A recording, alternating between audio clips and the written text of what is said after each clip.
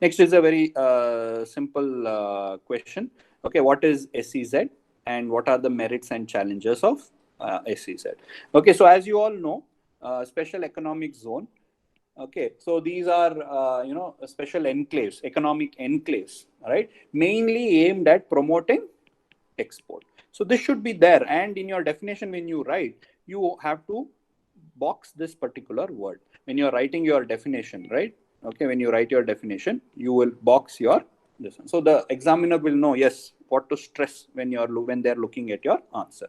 Okay, make sure you write like that. And headings also, right? Here it is very clear what is the merit. So you will write in capitals merit, right? And then you will underline. Look at you. If you look at this, what I have written itself, it makes a lot of, suddenly when you are seeing, you'll know what to focus on. Same thing you should do in your paper also. So you will write what is SEZ like this. You will write definition. Okay, maybe if you know the law, etc., you can write about it also. Right, the Special Economic Zone Act 2005. Act like that, you will write some points on that, okay, of SEZ, right? So SEZ is basically an economic enclave, okay, where you have state of the art infrastructure, special incentives are given to them, and relaxed rules and regulation in order to promote exports from the country. These are mainly enclaves to promote exports. You have others also, MEZs and other things like manufacturing export zones or manufacturing zones, etc. These SEZs are mainly to promote exports. It can be for both goods as well as for services.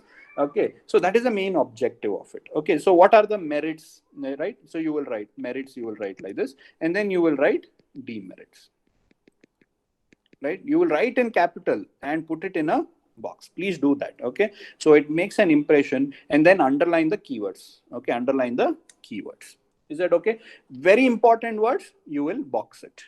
Is that okay? Right? So these small things make a lot of difference. Okay, then yeah, so advantages, all of you are no merit of it. So they are cutting, I mean, they have state of the art infrastructure, there are tax exemptions, it generates employment, rules are relaxed, so therefore all these things you will write in merits. Demerits may you will write about the problems associated with SEZs, like unutilized lands, infrastructure is not up to the mark, states have to provide them, many states don't provide them. One of the major problem with respect to SEZ is in India is that it is very small. Okay, it is very small. And another problem associated with this is to do with the relationship with the domestic tariff areas. Okay, to do with domestic tariff area. That means if they have to mainly sell it outside the country, they have to export their products. Okay, but if they want to sell it within India, then it will be subjected to customs duty, right? So what happens is they are not able to compete with the domestic product. Okay, plus they are not able to compete with the imports coming from those countries which enjoy the free trade agreement. Like for example, countries which enjoy free trade agreement with India, they are able to import their products or export their product into India at 0%.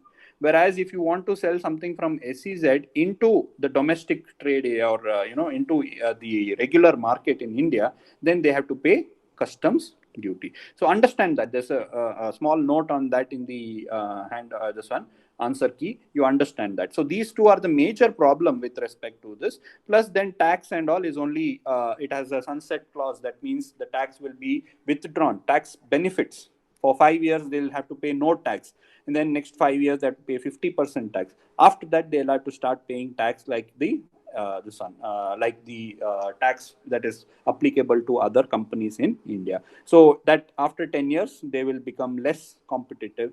Like that, demerits you should be able to write and compare the SEZ with China as an example. Okay, for example, in China the SEZs are quite big, whereas in India you can have an SEZ even for 2 hectares of land. Also you can have an SEZ, which is not very efficient in the sense that the infrastructure, etc., will not be up to the mark if it is a small SEZ. So very simple topic this is. What is SEZ? Merits and demerits. Is that okay? See, we have, KPSC, they have 2.5 page. Okay, there is 2.5 page. But I purposefully have in the booklet what we give, I have given only 2 pages. Why? Because okay, ideally you should write your answer in 1.5 page. So to psychologically start making you used to it, okay, I have given you only 2 pages. Ideally you should write it in 1.5 page, because if you go on writing for more than that, you will not be able to complete your paper. And when you write for 3 pages or 2.5 page, what if you stick to 2.5 page, what happens is you will go on writing with points which are not required or irrelevant points. So make sure that you write in 1.5 page if you want to complete the paper. So psychologically, if you see that I have only 2 pages, you will get used to writing less. Okay, I want you to write less but more important points, right? Less means I'm not telling you not to write the important points.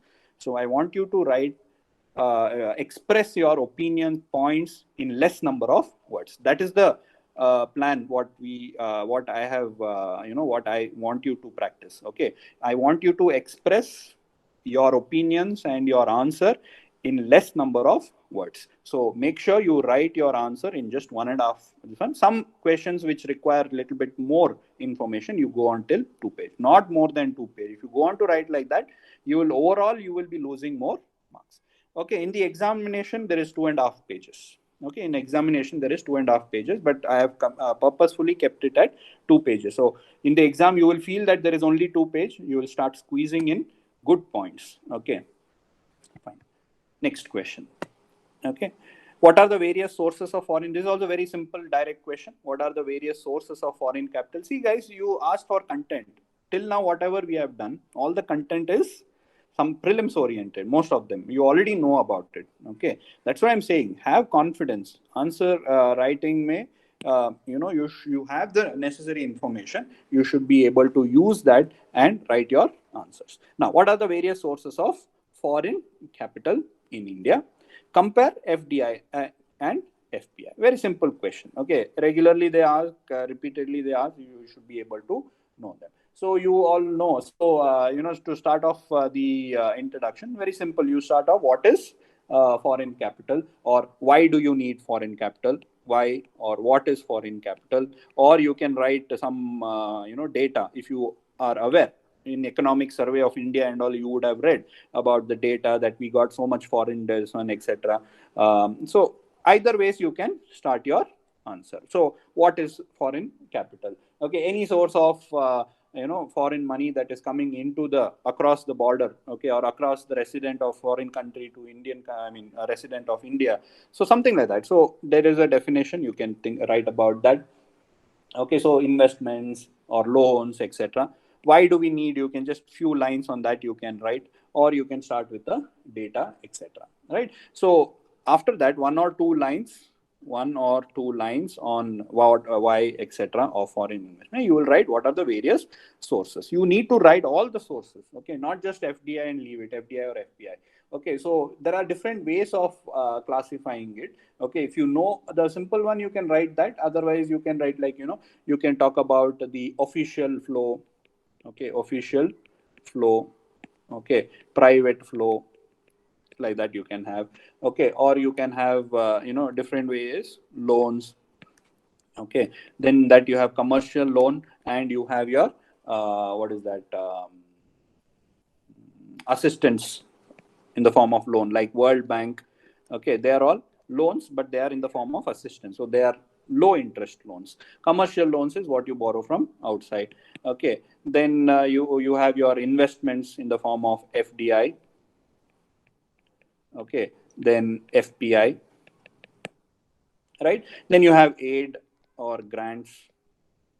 Okay, aid and grants, like that. So obviously in your prelims also you would have read this, so it is very simple. So classify them, and then you compare. Okay, so compare FDI and FPI. So ideally when it is a compare, difference, etc., you will write it in a table, most ideal. So you will make 3 columns, right? So feature, FDI, FPI. So here you will write, say what it is. Okay, like that. Okay, so these are in terms of time. Okay, long term. These are short term. So therefore it is called as hot, money. So some these keywords, when it is something which is very unique, you will write it in capital and you will box it. So the examiners, I will go to that box and they'll be like, oh yeah, this person knows something which is different. So like that, you will write hot money, things like that. Okay, so direct investments here, indirect investment. Okay, it is called as financial investment, and then you will put it in the box. Okay, then you will write, then you will this one, then you will write the merit as a comparison, then you will write demerit.